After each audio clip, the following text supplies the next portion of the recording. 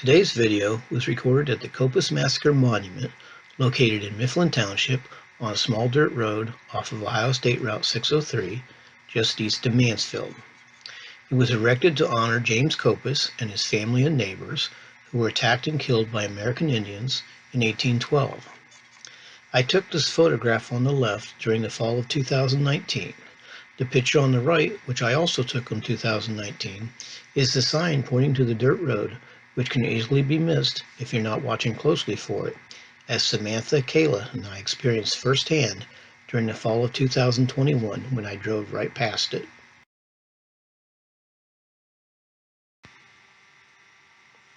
Long before I was known as Ghost Hunter Joe, I was known as Cub Master Joe for several years with Pack 4387 at the Madison South Elementary School. I used to take the Cub Scouts for fun-filled hikes to the Copus Massacre Monument when we camped at the nearby Charles Mill Lake campgrounds. This is a photograph that I took of the Copus Massacre Monument during the daytime in 2011. When I used to take the Cub Scouts to see the monument, I used to read them the following informative and interesting account of local history from the Ashland County Historical Society, presented over the next several slides. I also read the story the night Samantha, Kayla, and I visited the monument. It's rather long, so unless the viewer reads very quickly, he or she will have to pause the video in order to read it, if interested. Otherwise, please enjoy the musical interlude.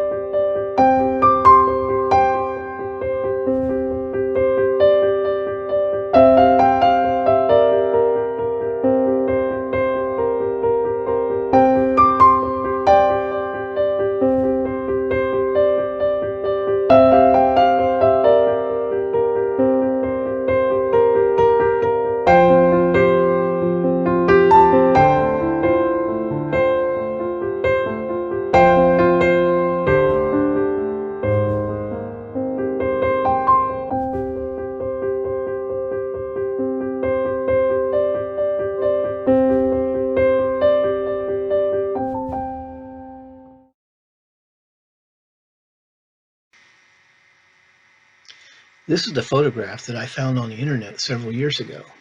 It was taken on the day the monument was dedicated in 1882, 70 years after the massacre.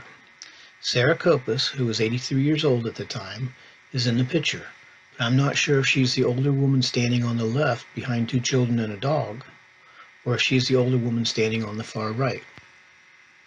Upon our arrival, I set out 3 flashlights, one gray, one black, and one red, and the K2 meter on the ground in front of the monument.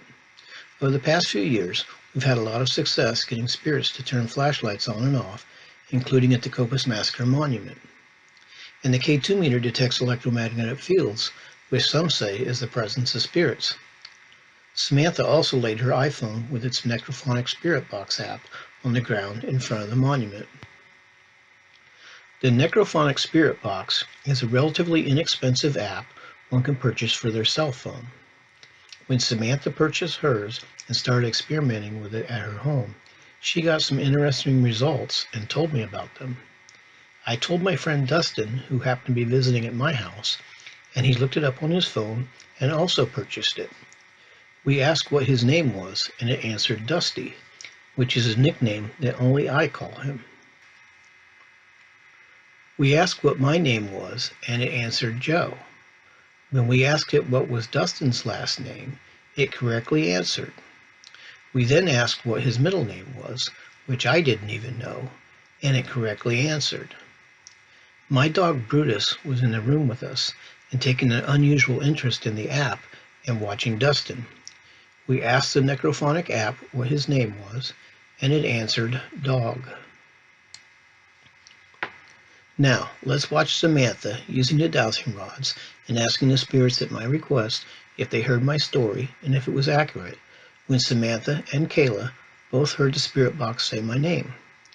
Due to being extremely hard of hearing, I didn't hear it, but both Samantha and Kayla did. Okay, you're on. Is it the Copus family that's here? Cross for yes.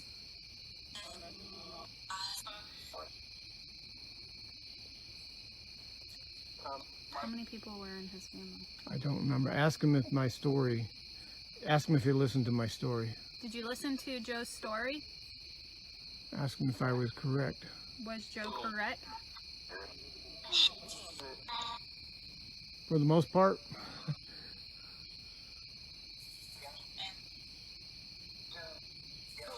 I heard it say Joe. Heard it too. Are you talking through the necrophonic app?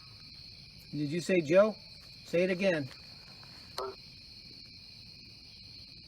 Light the meter up if you said Joe. Okay, that's good enough. Go more. I would be impressed if you turned on one of those flashlights. Just tap on it. You don't have to do all three, just one of them. Okay, back to Sammy.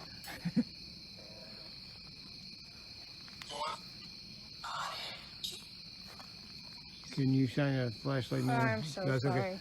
Okay. I just can't see her without. No, you're fine.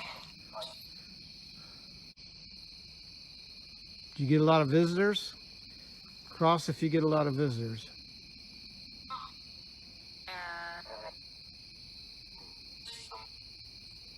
Can you open back up? Okay. That was easy.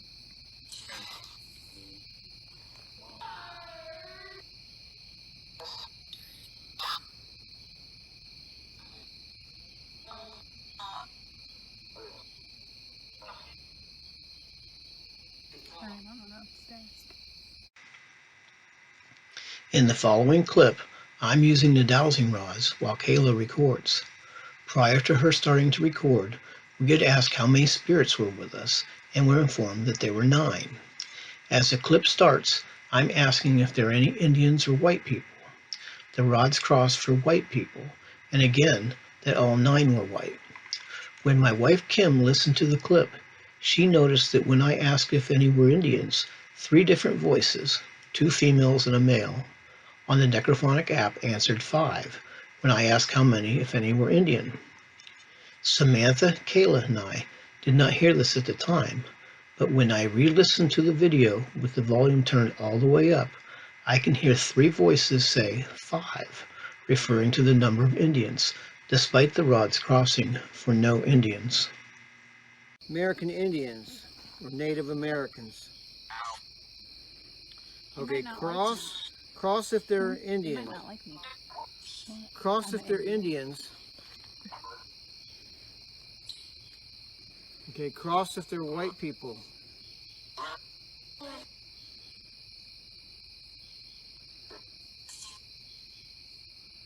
Okay, there's white people. All 9. Open back up. Open back up, please. Okay. Are all 9 people, all 9 spirits, white?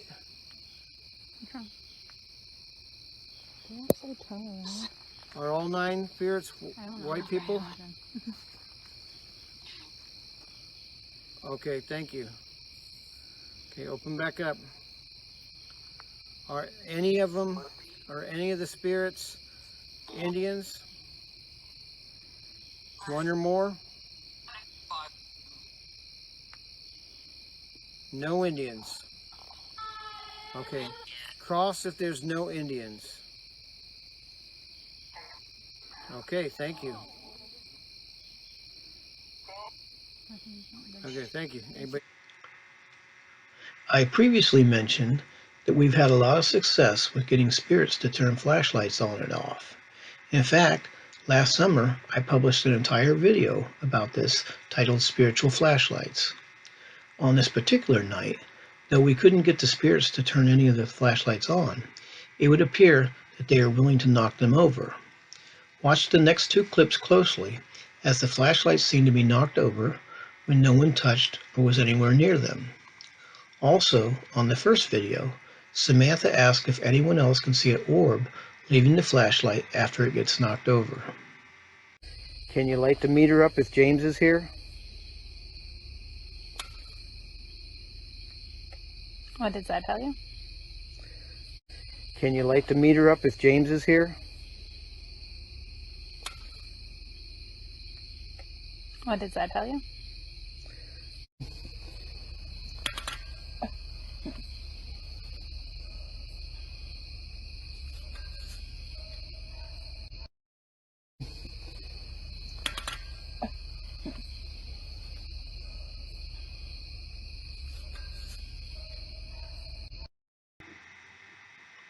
And in case you were wondering if the flashlights could have been knocked over due to vibrations from our walking near them, I wondered this too. In fact, I tested this theory by stomping very hard just a couple feet away from them, and the flashlights didn't move, as you'll see in the following clip. You guys' opinion. Earlier, when the flashlights kept falling down, was that due to vibration with walking or anything? No, we wasn't walking. We were Yeah, standing. I mean, they've not fallen down since, and they're not put up any differently than they were. Can you knock the flashlight down like you did earlier? Knock any of the flashlights, knock them down, so we know it was you.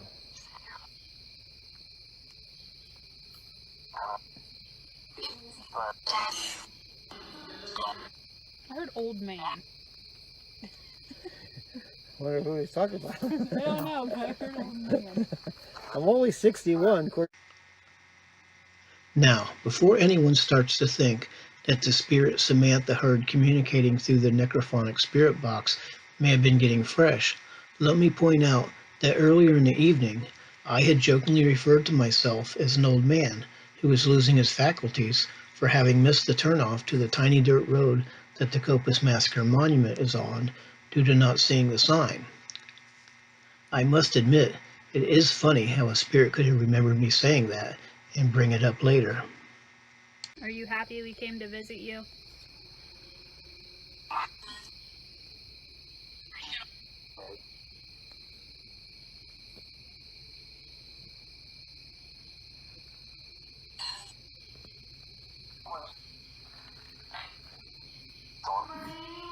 Aren't you glad I found the street? For a minute there, I thought you guys were going to think this old man lost his faculties. He doesn't know where he's going. Before leaving, we tried one last time to get the spirits to turn on any of the flashlights without success. I'm wondering if it was because they didn't have flashlights back in the 19th century, and maybe next time I should explain a little better what I'm trying to get them to do. But our efforts were not for naught. According to Samantha and Kayla, a spirit, through the necrophonic app, did engage with us by indicating his preference for the red flashlight over the black and gray ones. Can you make one of the flashlights light up before we leave?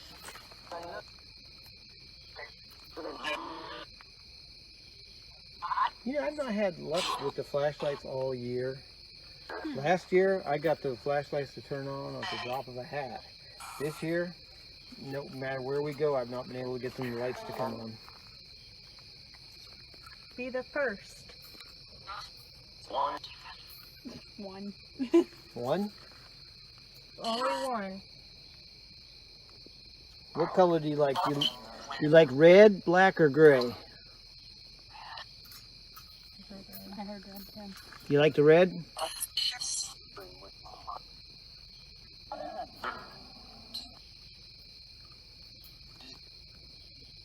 Why don't you turn the red one on?